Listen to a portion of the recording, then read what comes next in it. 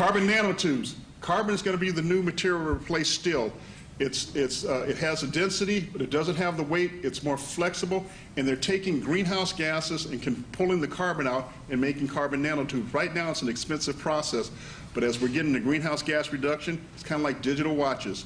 The price is going to come down. Water treatment, especially in California. They're right next to an ocean saying we're having a drought. Well, there's desalination that's probably the answer. Treating water. There was one water called Porcelain Springs, which they're taking toilet water and making drinking water of it, and they call it Porcelain Springs. So once it passes the yuck factor, that could be something viable. But anyway, water treatment, wastewater treatment, and water treatment. Of course, alternative energy, geothermal, solar, wind, all types of alternative, anything that's non-fossil fuel, that's the latest and greatest. Plenty of opportunity out there. Consumer products.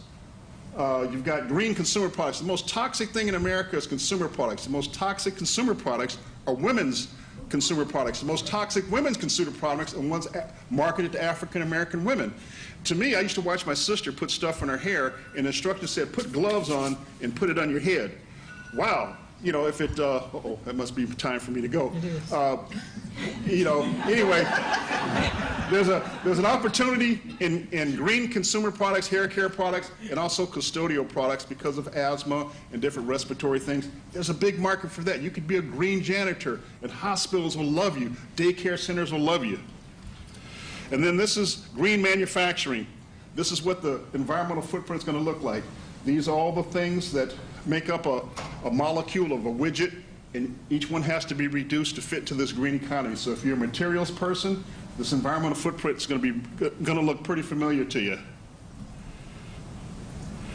Oh, okay, and that's it. Just remember, hashtag Black is the New Green. We are the ones we have been waiting for. Thank you very much.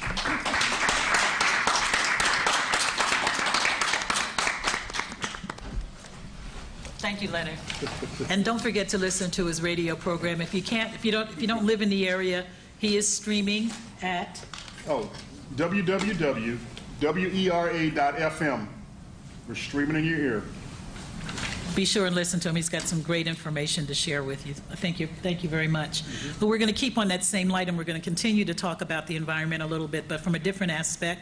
And we're going to now hear from Nicole Howard, who was appointed Chief Customer Officer in February of 2015, runs SMUD's $1.5 billion retail electric business, including customer operations, services and programs such as energy efficiency and advanced energy solutions. Her role includes corporate strategy, brand, marketing, communications, and economy and community development. She's also one of my neighbors, so when my lights go out, I call her. I'm in that ladder, and we're all very, very proud to have her with us here today. Nicole Howard.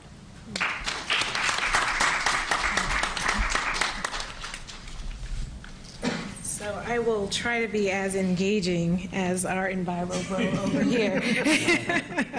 But while green is the new sexy, energy is still not sexy. So it is a challenge to get folks engaged in the energy conversation and prepare our customers for a new energy future. So let me go ahead up and bring my presentation up. There it is. All right. So the main point of my presentation today is really to talk about the nexus between energy and energy burden that low-income customers face and their ability to pay their bills, and how energy efficiency can actually help save low-income communities money. And playing off of... I can't afford the bill. My rent was $875. They had raised it. And then now they're going to make it, we just found out, going to make us pay for water, heat. I still have doctor bills and prescriptions. Most of my stuff is medical needs. Last month, I ran out of money 2.5 weeks into the month. And I don't drive. I don't drive, I'm not a shopper, I don't do all that other stuff, and I can't afford it, and I don't want the energy turned off. So I'll have to say I'm a Generation Xer, but the millennials put my presentations together, and sometimes it goes without me even knowing what's happening.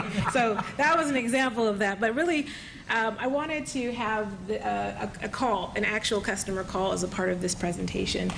Before I was Chief Customer Officer, I started 14 years ago as a CSR. And this type of call was the most disturbing type of call for me. And unfortunately, they happen quite often. Our contact center takes 1.2 million calls a year. About 47% of those calls are customers struggling to pay their bill. Being a fourth-generation Sacramentan native, it's very disturbing because with 4 generations of family, I know this also is people that I know, people that I've gone to school with, people that my kids now play with as 5th generation. And so when I got into this role, I've never forgotten those calls. I've never forgotten the folks that come into our lobby and break down. I remember one customer who was sprawled out on the floor crying hysterically saying, CPS is at my home. If I don't get my energy turned back on, my kids, they're going to take my kids. And it's those kind of moments that you recognize the role energy plays in our lives. And so when I took this role and I started to have this conversation with our Chief Executive Officer, Arlen Orchard, who is very passionate about community development, and he actually started our community value initiatives. And I say that we've always been a community-focused and community-driven organization, but his refined commitment to the community really allowed us to have another conversation about what more can we do, and are we having the impact that we thought that we were having. So I just want to talk a little bit about the energy burden and the cycle of poverty. So again, the call that I just shared is an example of that. When people can't afford their bills, they're left to do a wide variety of different things. In some cases, the power goes out. Customers try to reconnect themselves, end up electrocuted. There are instances where they've reconnected themselves and caused fires. People die. There's situations where customers go for several days without power. And in Sacramento, if you've ever been in Sacramento during the summer, we have heat storms. And we can have 5, 6, 7 days of extreme temperatures, 105 to 111. And especially the elderly cannot take that extreme heat with no air conditioning. And so we have to address those issues, that having lack of access to energy because it's been disconnected because of a bill, because that bill can't be paid. That issue of affordability becomes a concept that we have to address. So when I talk about energy burden, it really is the portion of household income that's spent on energy charges. And when we look at it, it translates into a range of affordability from being highly unaffordable to affordable. And the American Council for Energy Efficiency Economy recently released a study that linked high energy burdens to the cycle of poverty. And the report cites that low-income families often have to trade off energy usage with other basic necessities and experience other long-term impacts that make it hard for them to get out of poverty.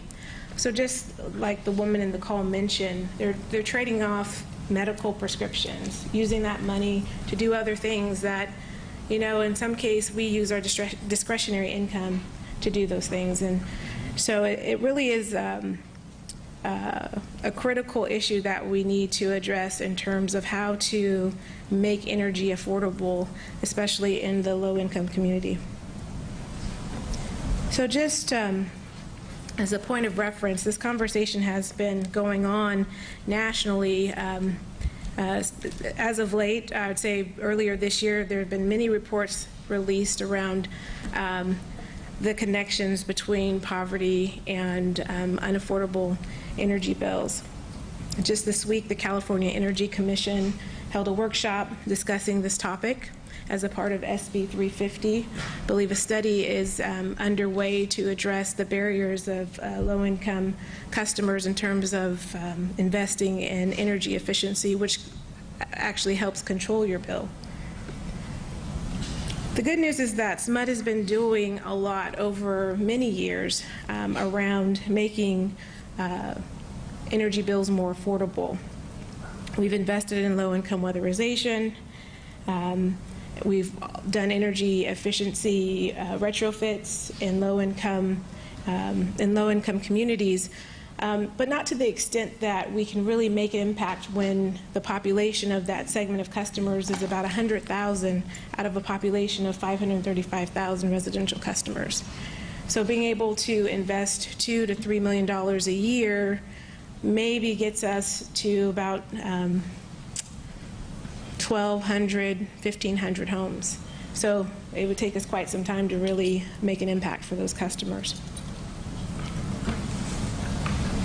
So before I go any further, some of you, I realize I'm not in California, and some of you may wonder what SMUD is and what does that stand for. It's the Sacramento Municipal Utility District. SMUD was formed in 1920 and began providing electric service in the greater Sacramento region in 1946. We're the 6th largest community-owned utility in the country, serving a population of 1.4 million people across a 900 square mile service territory. And again, as Aziza mentioned, I'm responsible for collecting $1.5 billion in revenue each year. And because we're not for profit, that actually is very close to our cost of service. And I say very close to our cost of service for a reason that I'm sure that you can appreciate. Our vision is really to be the trusted partner with our customers and community. We want to provide innovative solutions to ensure